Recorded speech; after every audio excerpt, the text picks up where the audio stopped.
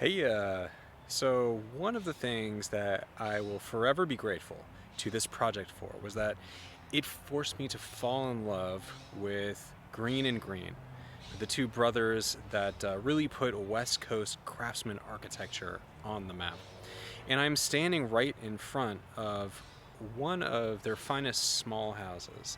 So this may not be as well known as the Gamble House, the Thorsen House, the Blacker House.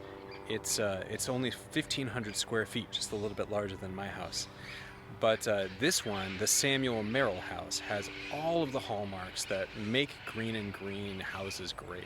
So here's what I'm talking about. You got these beautiful river rocks over here that were taken right from the arroyo. Greene & Greene have a lot of those in their work. These wide overhanging eaves here, they sort of like give hair to the house. These bands of casement windows over here, sort of a trademark of Greene & Greene. Now originally there's supposed to be shingle siding in the original plans, but during construction they decided to change it to just horizontal wood. Now there's also a couple things in this house that make it unique, even within the Greene & Greene oeuvre. So it's a little hard to see, but the venting up at the top, like on these gables, it's horizontal. And that's pretty uncustomary, but super cool little detail.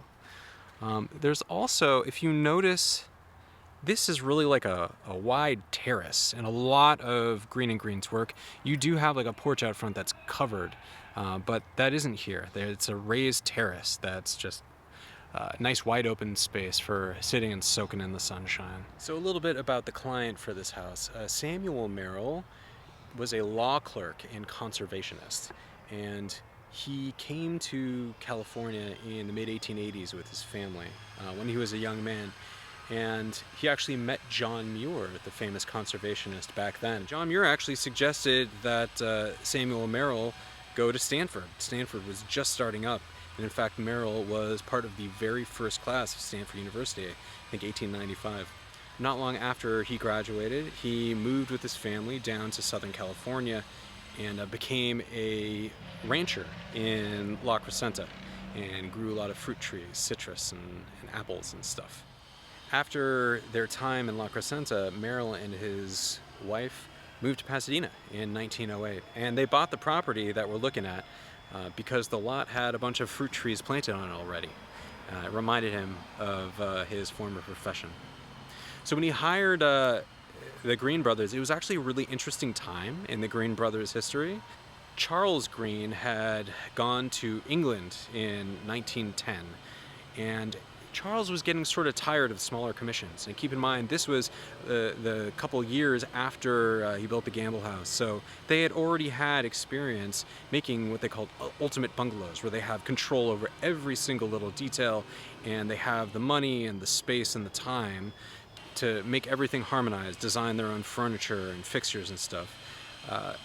That wasn't the case with this Merrill house. It was a much smaller commission, and not everything was custom made. And it wasn't nearly as expensive either. So Henry was working on the design of this mostly, and he was often on site even while Charles was away. And Henry apparently became very good friends with the Merrills, and Henry's kids and the Merrills' kids would play together while the building was being constructed.